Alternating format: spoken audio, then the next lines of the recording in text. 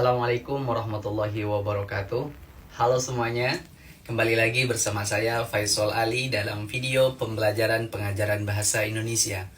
Pada kesempatan kali ini kita akan belajar tentang kalimat aktif dan kalimat pasif. Contoh dari kalimat aktif dan kalimat pasif, serta ciri dan jenis dari kalimat aktif dan kalimat pasif. Dalam pelajaran bahasa Indonesia, ada berbagai jenis kalimat yang bisa kita pelajari. Contohnya seperti kalimat tunggal, kalimat majmuk, kalimat simpleks, kalimat kompleks, dan masih banyak lagi. Nah teman-teman, pada kesempatan kali ini kita akan belajar bersama mengenai perbedaan kalimat aktif dan kalimat pasif, yang mana perbedaan tersebut dapat dilihat dari pengertian, ciri-ciri, jenis, serta masing-masing contohnya. Yuk kita simak untuk penjelasan selengkapnya. Pertama, pengertian kalimat aktif. Apa sih kalimat aktif itu? Nah, kalimat aktif adalah kalimat yang subjeknya melakukan perbuatan atau tindakan. Jadi, suatu kalimat dapat dikatakan sebagai kalimat aktif jika subjek kalimat tersebut merupakan pelaku perbuatan atau melakukan aktivitas yang dinyatakan dalam predikat. Kalimat aktif lebih mudah loh dipahami dan sering kita temukan pada berbagai jenis teks yang kita baca. Selanjutnya, ciri-ciri dari kalimat aktif. Setelah kita mengetahui pengertian dari kalimat aktif, kita harus mengenali ciri-ciri dari kalimat aktif itu sendiri. Agar apa? Agar memudahkan kita untuk mengidentifikasi dari kalimat aktif itu sendiri. Ciri-ciri kalimat aktif. Nah, untuk memudahkan kita dalam mengidentifikasi jenis kalimat aktif, kita bisa memperhatikan ciri-ciri dari kalimat aktif beserta contohnya. Yang pertama, ciri dari kalimat aktif yaitu menggunakan imbuhan me atau berpada predikat. Ciri yang pertama dari kalimat aktif yaitu ditandai dengan predikat yang memiliki imbuhan me atau ber. Penggunaan imbuhan tersebut menjadi pembeda antara kalimat aktif dan kalimat pasif. Contoh, adik melempar bola dengan keras. Selanjutnya, ayam berkokok pada pagi hari. Dan contoh selanjutnya, Dedi bertanya kepada guru tentang pelajaran bahasa Indonesia. Ini adalah ciri yang pertama dari kalimat aktif. Selanjutnya ciri yang kedua, subjeknya melakukan tindakan secara langsung. Ciri yang kedua ini, kalimat aktif memberitahu pembaca tentang aktivitas yang dilakukan subjek secara langsung. Contohnya, Ferry menendang bola ke arah gawang. Di sini Ferry memberitahukan bahwa kegiatan yang dilakukan adalah secara langsung. Selanjutnya, ayah membaca koran di atas rumah dan ibu guru sedang mengajar bahasa Indonesia di kelas. Itu ciri yang pertama dari kalimat aktif, ciri yang kedua maksudnya. Ciri yang ketiga memiliki pola kalimat SPOK. Ciri ini adalah ciri terakhir dari kalimat aktif. Kalimat dengan urutan subjek yang diikuti oleh predikat, lalu objek, dan tambahan keterangan. Sementara itu, pola SPK maksudnya adalah pola kalimat dengan urutan subjek, predikat, dan keterangan. Nah, teman-teman, tata urutan pola tersebut harus diikuti saat kita ingin membuat kalimat aktif. Tujuannya apa? Tujuannya supaya informasi dapat tersampaikan dengan jelas dan benar. Berikut contoh kalimat aktif mengikuti pola SPOK dan SPK. Yang pertama, pola SPOK, subjek, predikat, objek, dan keterangan tempat. Sera membeli kacang di pasar malam. Selanjutnya, yang berpola SPK, subjek, predikat, dan keterangan, yaitu tanpa objek. Dewi makan pada siang hari. Kedua contoh itu menunjukkan SPOK dan SPK. Selanjutnya, jenis-jenis dari kalimat aktif. Kalimat aktif, teman-teman, terbagi menjadi beberapa macam berdasarkan susunannya. Di antaranya, kalimat aktif transitif, intransitif, semi-transitif, dan dwi-transitif. Kita akan bahas satu persatu secara mendetail. Yang pertama, kalimat aktif transitif. Kalimat aktif yang predikatnya memerlukan objek agar dapat memiliki susunan yang lengkap dalam kalimatnya. Jadi, pola kalimat aktif transitif adalah SPO atau subjek, predikat, dan objek. Contohnya, ibu membeli buah-buahan. Ibu sebagai subjek, membeli sebagai predikat, dan buah-buahan sebagai objek. Contoh yang kedua, Teddy memakan pisang goreng. Teddy subjek, memakan adalah predikat, sedangkan pisang goreng adalah objek. Contoh yang ketiga, Ratu menyelesaikan tugasnya. Ratu sebagai subjek, menyelesaikan sebagai predikat, dan tugasnya adalah sebagai objek. Jadi paham ya teman-teman? Selanjutnya adalah kalimat aktif intransitif, yaitu kalimat aktif yang predikatnya tidak memerlukan objek, namun bisa diikuti oleh keterangan atau pelengkap dalam susunan kalimatnya. Jadi jenis kedua ini adalah pola kalimat aktif intransitif adalah SP, SP, dan pelengkap. Contoh, Sarah sedang bernyanyi. Sarah sebagai subjek, sedang bernyanyi sebagai predikat.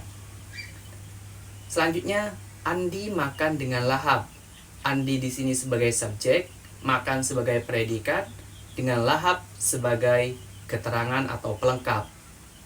Nah, untuk jenis kalimat aktif yang ketiga yaitu kalimat aktif semi-transitif. Apa itu? Kalimat aktif yang predikatnya tidak memerlukan objek, melainkan diikuti pelengkap saja. Sepintas kalimat aktif semi-sensitif ini mirip dengan kalimat aktif intransitif ya. Bedanya kalimat intransitif bisa berpola SPK. Nah, kalau pola kalimat aktif semi-transitif ini adalah subjek, predikat, dan pelengkap. Contoh, atlet itu berlari dengan sangat kencang. Atlet sebagai subjek, berlari sebagai predikat, dan dengan sangat kencang adalah sebagai pelengkap. Contoh selanjutnya, Gulman menggigil kehujanan. Gulman sebagai subjek, menggigil sebagai predikat, kehujanan hanya sebagai pelengkap.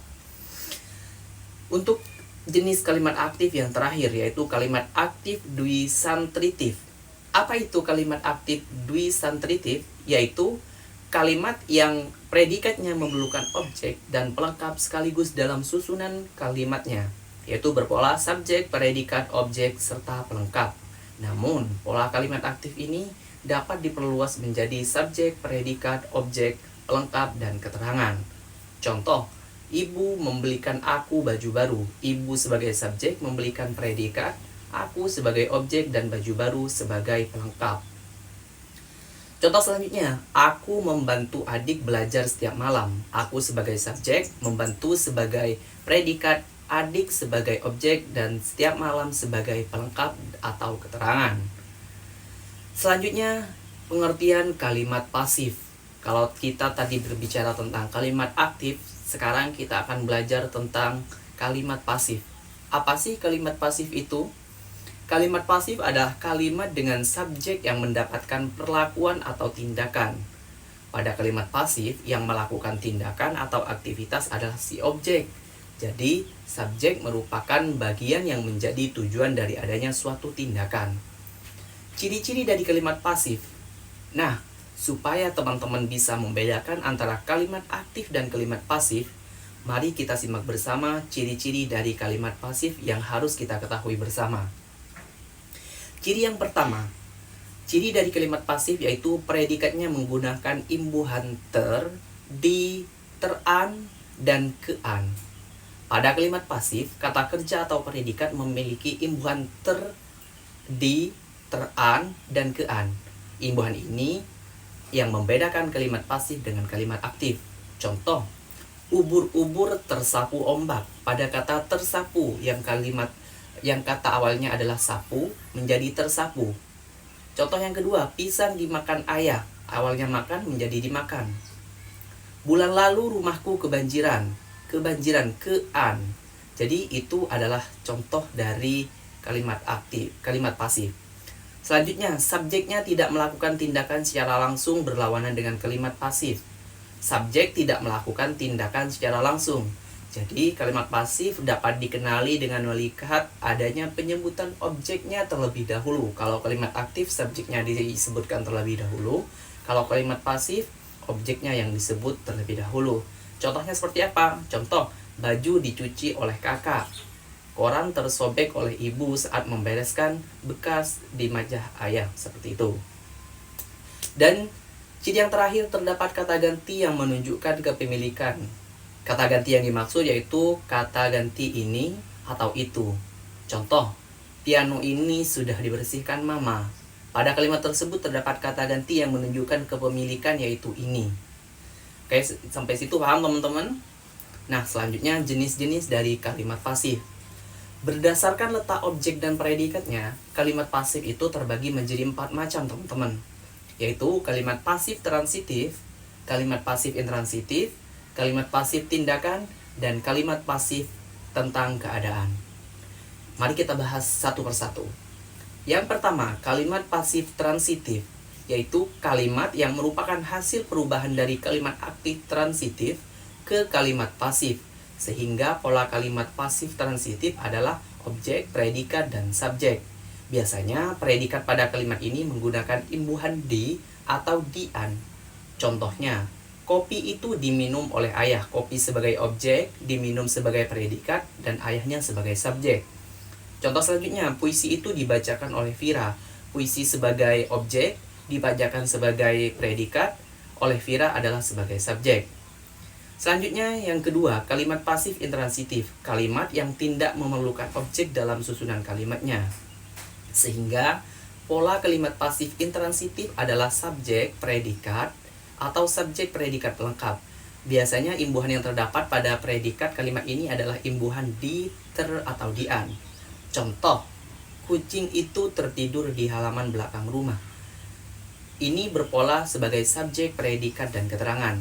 Aku terjebak macet. Subjek, predikat, pelengkap. Seperti itu, teman-teman. Selanjutnya, jenis kalimat pasif yang ketiga. Kalimat pasif tindakan, yaitu kalimat pasif yang predikatnya berperan sebagai bentuk aktivitas atau tindakan tertentu. Biasanya, predikat pada kalimat pasif tindakan memiliki imbuhan di atau dikan. Contoh, pencuri itu telah ditangkap oleh polisi. Contoh yang kedua, film terbaru Marvel ditonton jutaan orang. Dan contoh yang terakhir, bola ditendang kencang ke arah gawang.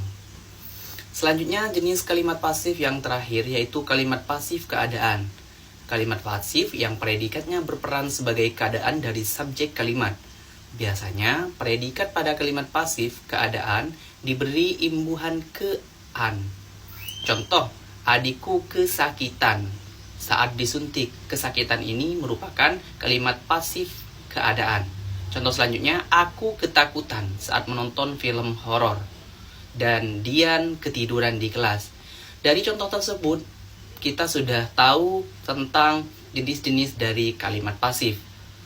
Oke teman-teman, itu saja untuk video kita pada kesempatan kali ini. Kita berjumpa pada video pembelajaran bahasa Indonesia selanjutnya. Terima kasih.